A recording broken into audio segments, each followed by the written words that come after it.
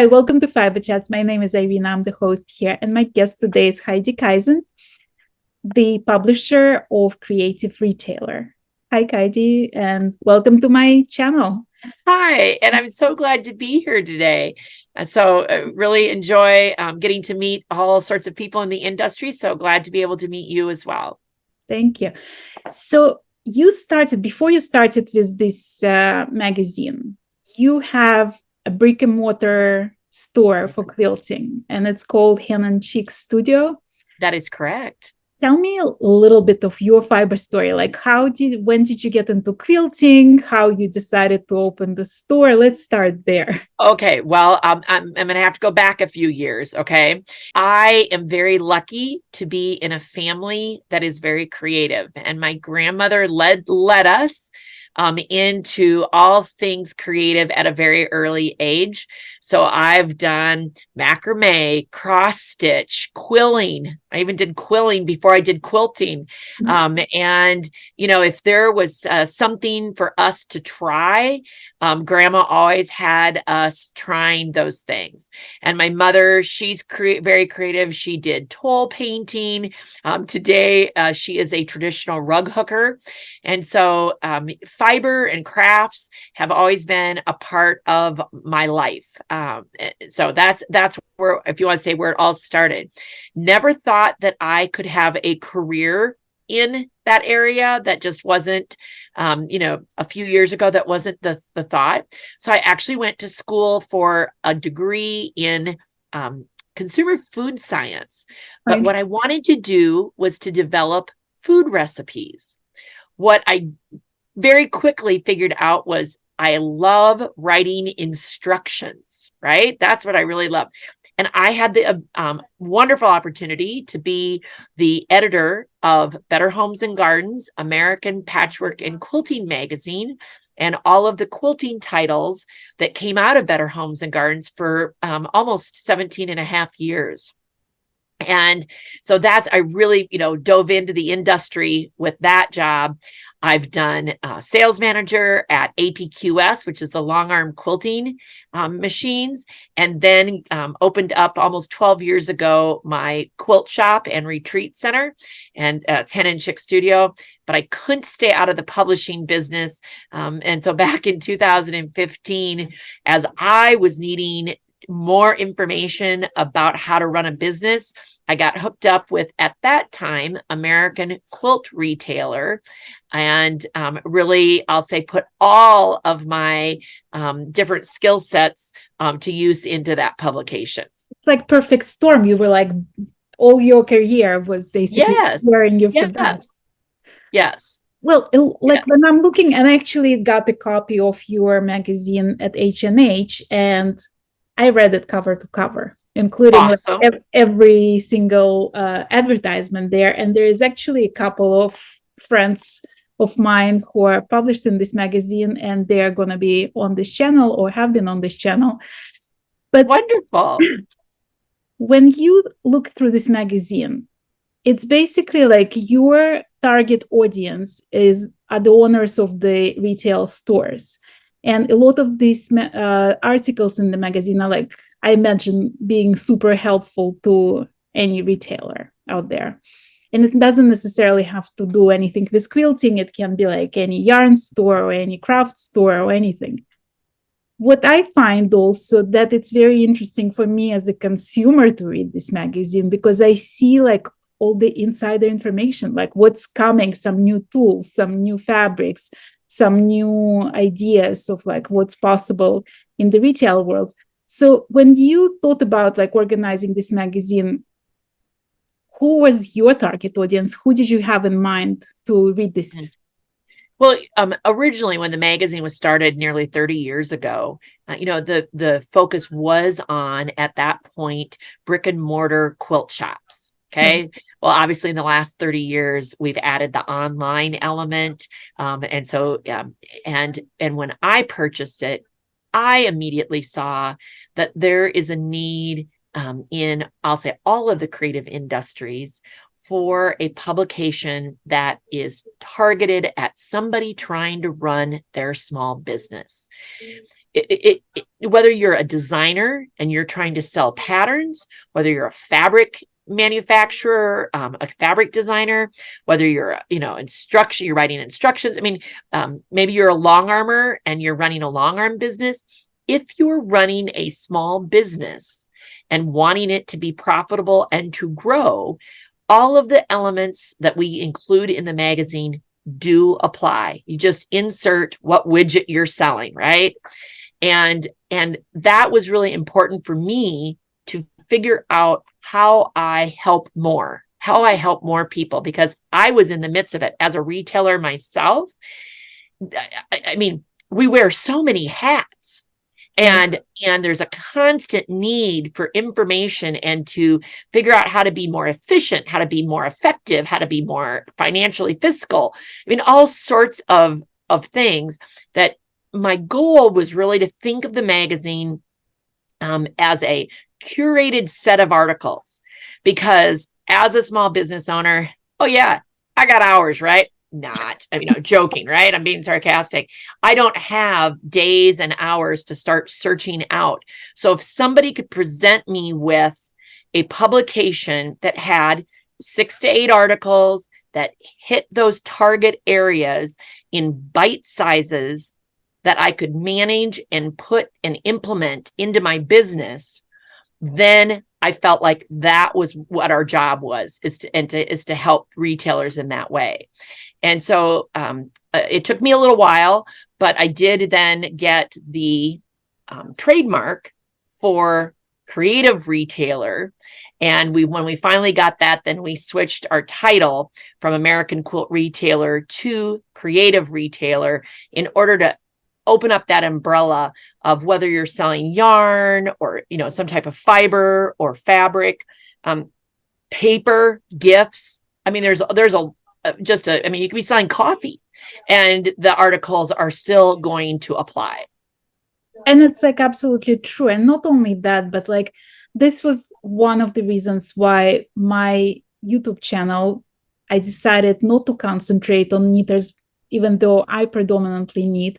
I wanted to include all kinds of fiber artists. So like on my channel, you can find quilters, you can find long arm specialists, you can find crocheters, like macrame people, like anybody, right? Because I feel like we all have a lot in common. We all dealing with the same type of uncertainty, with the same type of questions, with the same problems with social media. Like it's all the same fiber community. And so to me, it's like very interesting to see the magazine like this, or the show like H&H, where you could see all kinds of things. Like you could see fabrics, you could see yarn, you could see like all different kinds of scissors that every crafter would love. So it was like very interesting. And I think it is, H&H was so interesting for so many reasons, right? But like, for example, I'm going to take embroidery. So I have all the DMC flosses. We're constantly doing wool applique and embroidery. We sell, we've had some cross stitch patterns and kits. I mean, all of those kinds of things. Well, I started talking to several yarn shops. They too have those supplies and those patterns. And it's like, we don't always think about the fact that some of those same fibers are crossing over. And at the H&H show, I saw different embroidery than I see at Quilt Market. Do you know what I mean? And so I think, oh my gosh, I bet some of these yarn shops would love some of the things that they see at Quilt Market, because there's that crossover. And to me, that's exciting to see that in our industry. And I actually saw, like, I was interviewing at the show Sutiles, and they had this product where it was like a pin holding some needles. And I was like, oh, that's so brilliant for knitting as well. It's like I'm constantly losing all the T-pins, and they're like all the, all these things flying. And if I just had something magnetic, it would hold it. So it's actually like it's true that you can use the same supplies for a lot of different crafts. Yes, absolutely. And also, like, I feel like the latest trend, and that's what I've seen at H&H also, that a lot of designers use different sorts of fiber arts together. So like you see a lot of knitted fabrics with embroidery on top, or you see like part like the back being crocheted and the front being knitted and all these things. So it's really like cross-lingual sort of. And as I say again, we're in a tactile industry, right? I mean, that in whatever texture it is that you're liking. And I think in the quilt, if you want to say the quilt world, if we could, just look at that part of it, in years past, you might have drawn the line that you only use 100% cotton fabrics, or you only use batiks, or you only use flannel, or you only use wool. But now, oh my gosh, put them all together in the same quilt and it's great. And I love that part of it, to be able to see the different kinds of creativity. And again, I agree with you. There's just a lot of mix and match that's going on. Well, when I was looking through the magazine, I found the articles very interesting to me personally, because there was like such a variety of them, right? So there was an article about sales. Like, is it a good idea to have a sale in your store? Is it a bad idea? Mm-hmm. But it's not just in general, like, oh, sales are great or sales are not that great. There was like step by step. This is the great things about having a sale. This is what you have to watch out for. And then there was like an article about customer service. So as a customer, to me, that was like very interesting to see all the struggles that the store is dealing with. And it makes me as a customer like more aware of things that good and bad. Right. Yeah. So there's like such a variety of articles that I feel like, again, it's going to be helpful for people who just like do some small business online, or people who actually have a big retail store, or even you as a customer just being aware of new things. Thank you. And that's our goal. And, as I say, when you're reading it, there may have been one article that just stood out to you because maybe that's what you're going through in the store at that very moment. But we find that people save their magazines because, excuse me, so many of the topics are timeless. And then, 6 weeks from now, actually 6 days from now, something might come up and you go, oh my gosh, I think there was an article about that. I need to go back and look at it. But it is interesting. Let's just take customer service for a second.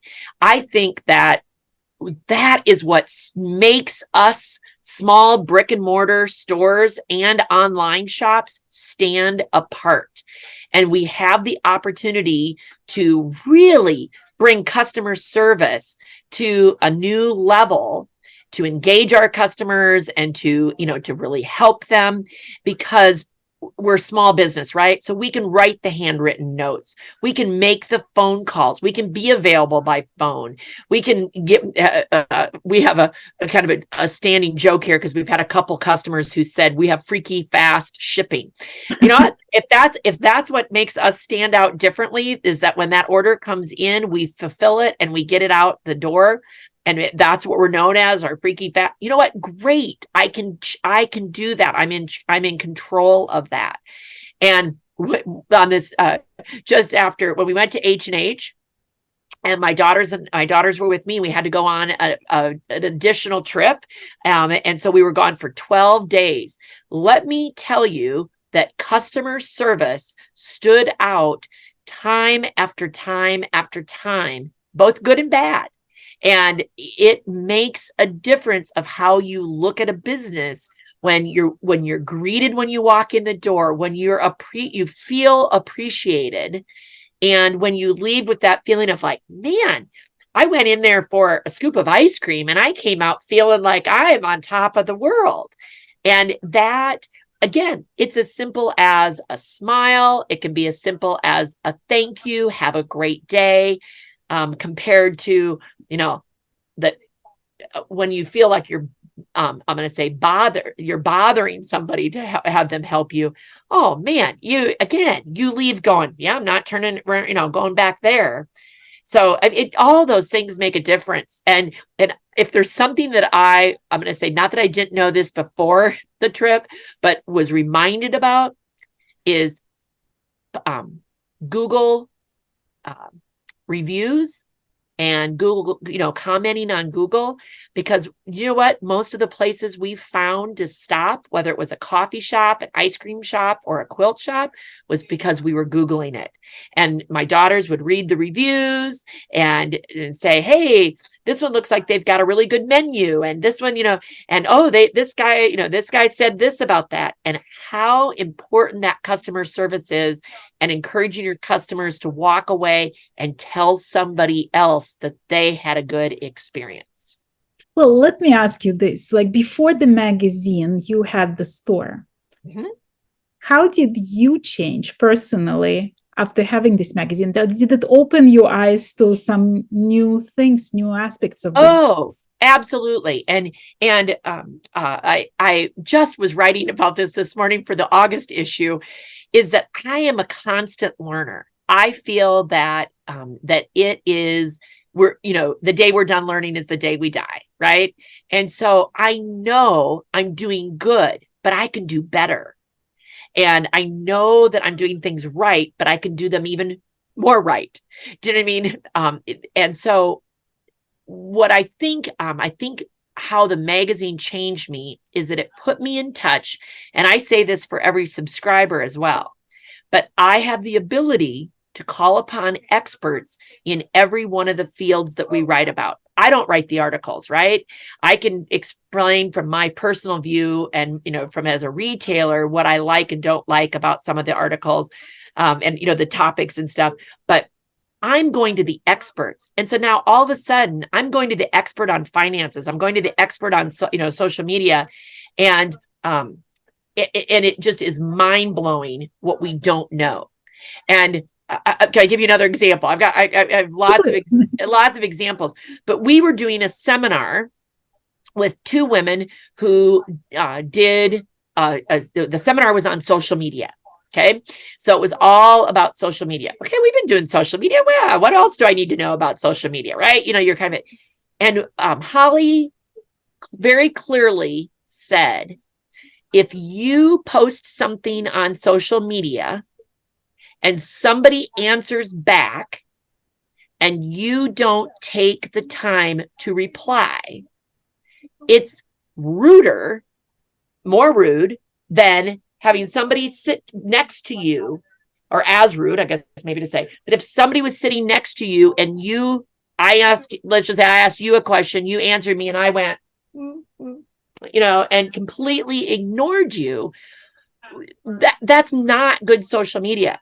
So like, there's an example that I came back to my staff and I said, we are answering every single comment, even if it's as simple as thank you or love it or something. And do you know that the more we do that, the more interaction we get, the when we actually can ask questions, like they say, oh, I'm working on a new project. What new project are you working on? Think of it like a conversation that you would have with a person in person, and your social media will just blossom. And the other element of that was that to always keep in mind that for the person, so say you and I are having a back and forth on a social media post, right? For everybody you're commenting with, there's another 100 people that are watching. So never have a conversation that is, I'll say, secret or with hidden messages, but instead answer the questions fully.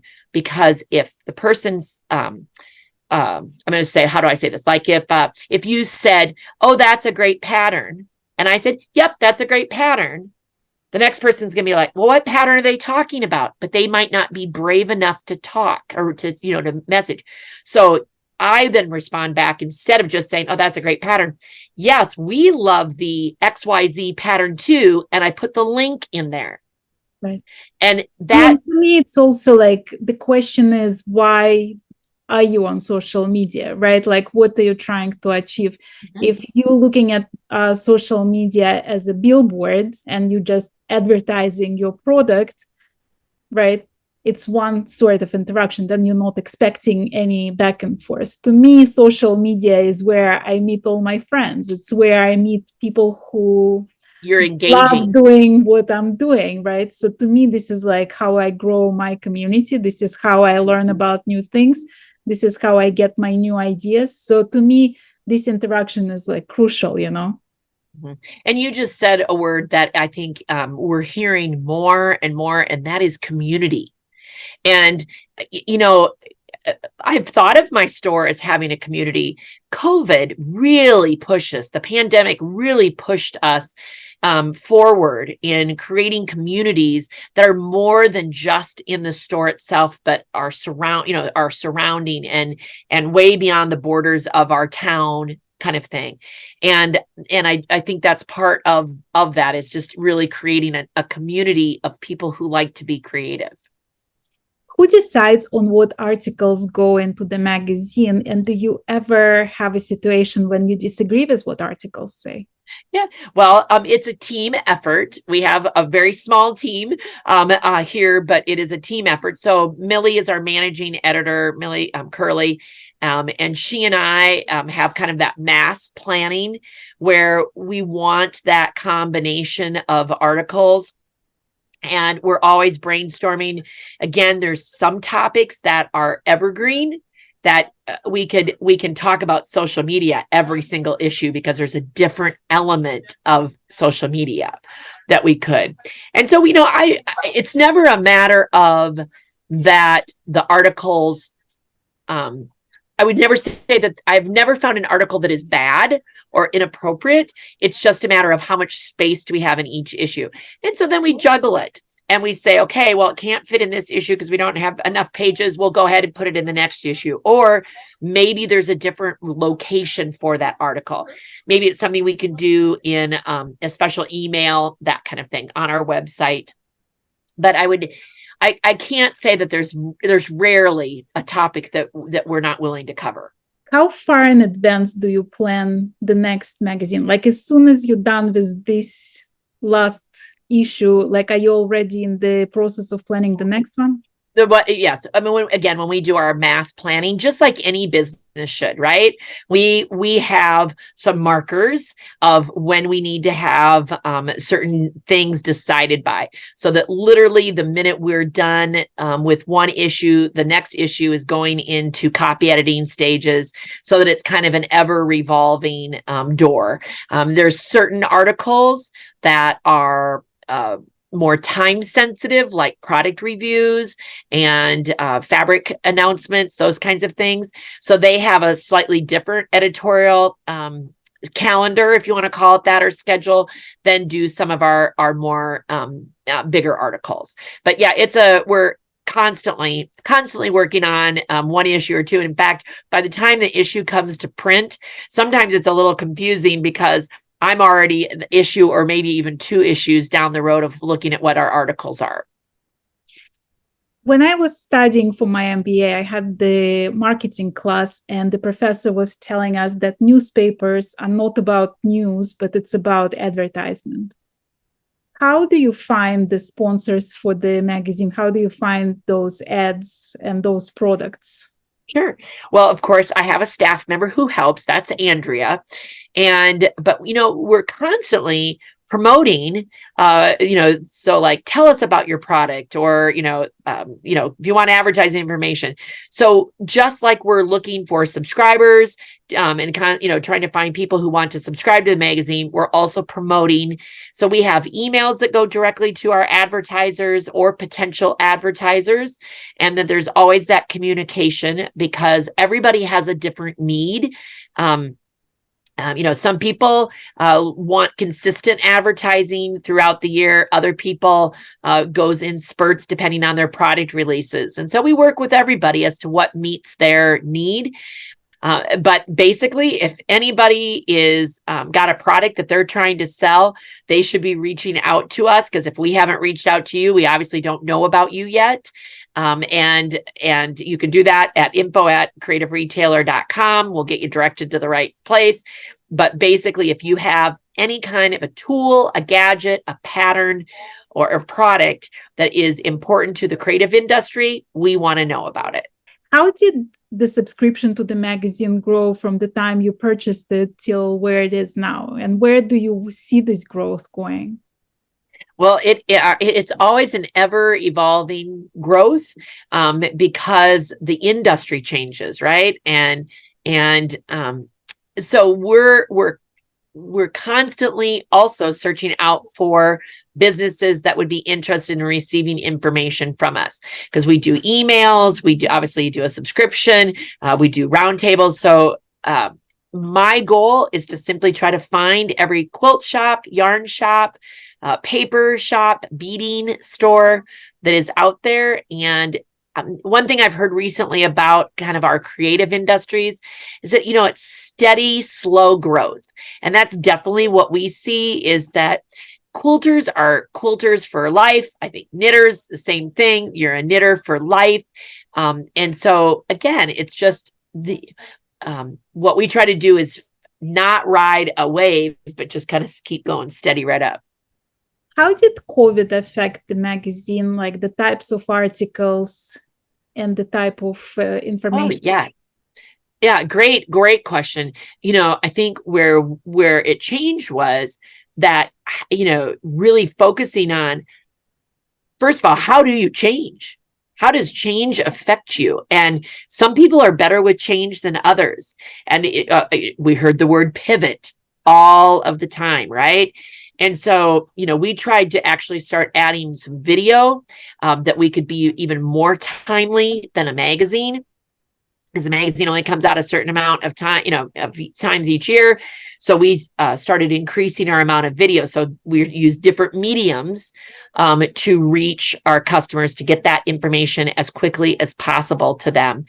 And I think that COVID also made us really look at, how do you stabilize a business? And I saw this at my store. I mean, I thought we were a great quilt shop. Then we went, woo, it was crazy. 2021 was crazy and insane. And then, 2022, a little bit different. 2023 is even different. And how do you stabilize your business so that it's ready for those heights and is ready to dip down and hit the lows as well? And to me, that comes back to a lot of financial stability and understanding, your inventory and where your costs are. And I think that's something that came out even more during COVID, was that any small business, again, whatever, all those things that we've been talking about, all those different kinds of small businesses, you have to have a really good understanding of where you are financially, where your operating costs are. So if something, goes wrong and you have to cut costs, where are you going to cut? If you have extra money, where are you going to put it? What's going to happen, and how are you prepared for the next time that something either goes up or down? Well, when you started this magazine, when you purchased it, you were a quilt shop owner. And then because of the magazine, I'm sure you're meeting a lot of different kinds of crafters. Yes. Does that influence you personally? Have you dabbled in any other crafts now? Oh, yes. And I am a scrapbooker as well. And, after H&H, I really think I want to make granny squares. And I loved it. My daughters are 16. I have a son as well, but my daughters have done arm knitting. They, a couple years ago, they got into that and did arm knitting. And so it's been fun to see the industry through their eyes. But boy, those granny squares were all over the place. And it's like, part of me is like, I think I could make those. They're not that difficult. They just it takes concentration if that's not what you do all the time. But I've dabbled in granny squares as well. I find them very fun. Yeah. And I enjoy a lot of different fibers, and I have, I won't say that I'm a knitter, but I have a whole basket full of yarn because I like the texture, and I like to I'll say embroider with it or to embellish other kinds of work with it, and sometimes to include it in more of like an art journaling type of craft. So anyway, I do a variety of things like that. Well, you're also a fellow YouTuber, and I've been watching you today actually for quite a while, doing all kinds of videos in short form and longer form. How did that decision come around, and how was that journey for you? Well, I think first of all, video has again always been there, but if you weren't doing doing video before COVID, and for me, the turning point was when COVID hit and we had to close the store for about 6 weeks.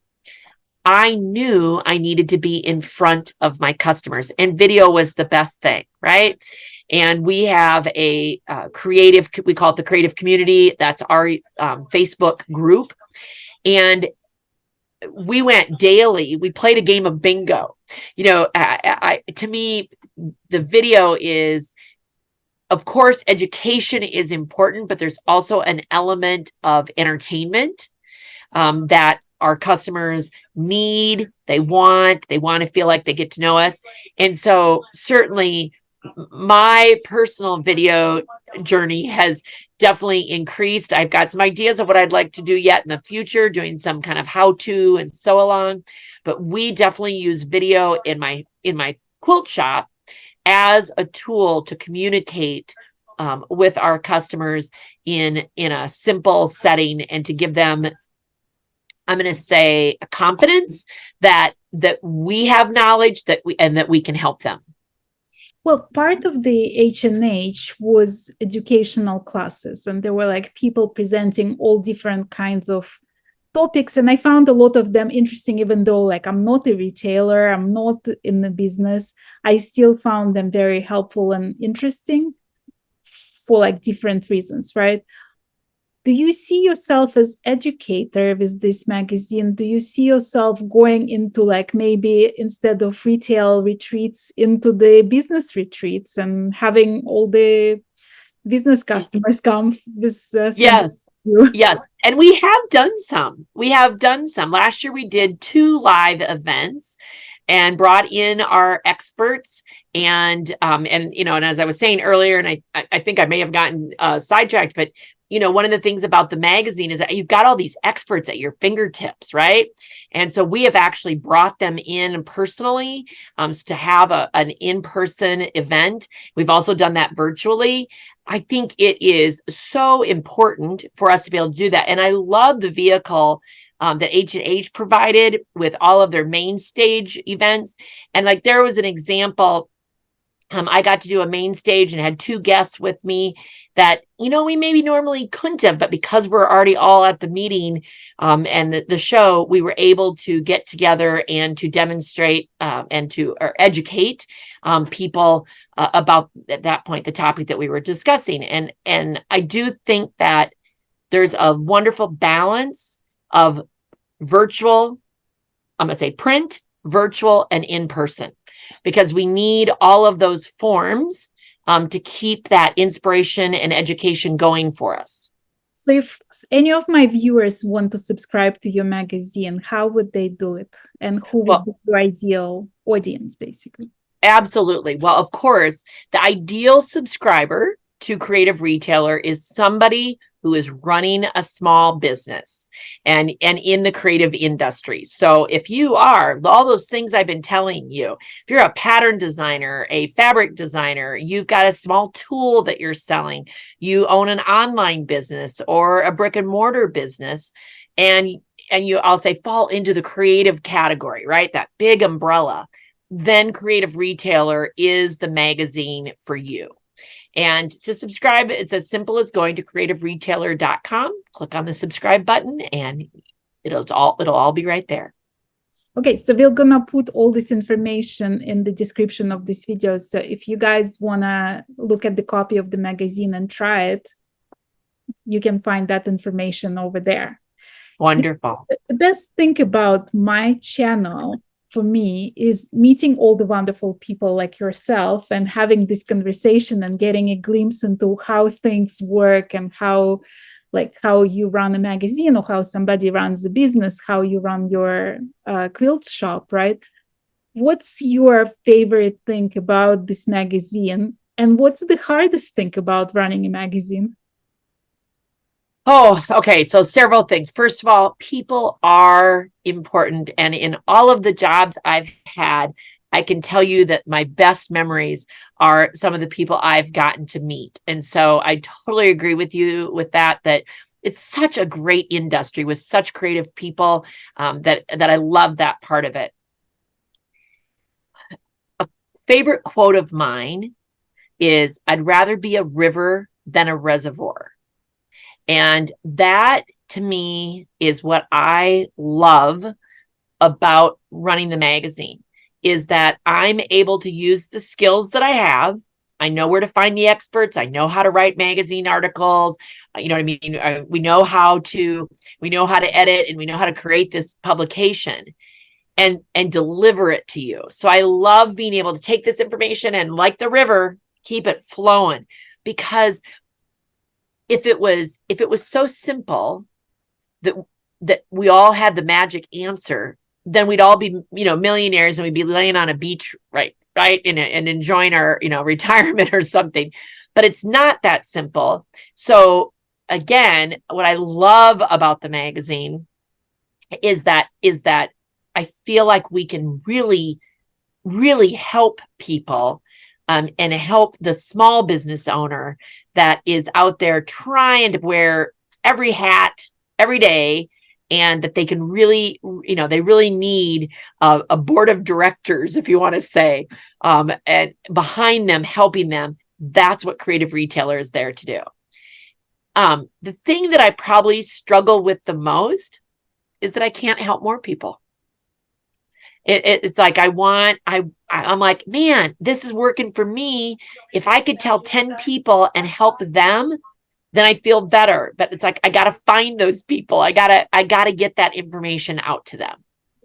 Well, I'm sort of curious about what you said about if we all knew how to do it, we would be millionaires sitting on the beach. And I wonder, if you had $1 million offered to you to go and sit on the beach, would you take it? Or are you so in love with this process and what you're doing that you rather pass and be stressed over the next I would totally pass the beach up, and I would invest in small businesses. So, and whether that is taking the publication in a different, in a bigger way, or having that, if I had $1 million and had that wonderful, I'll say, in-person event, totally would be up my alley. I'd rather do that.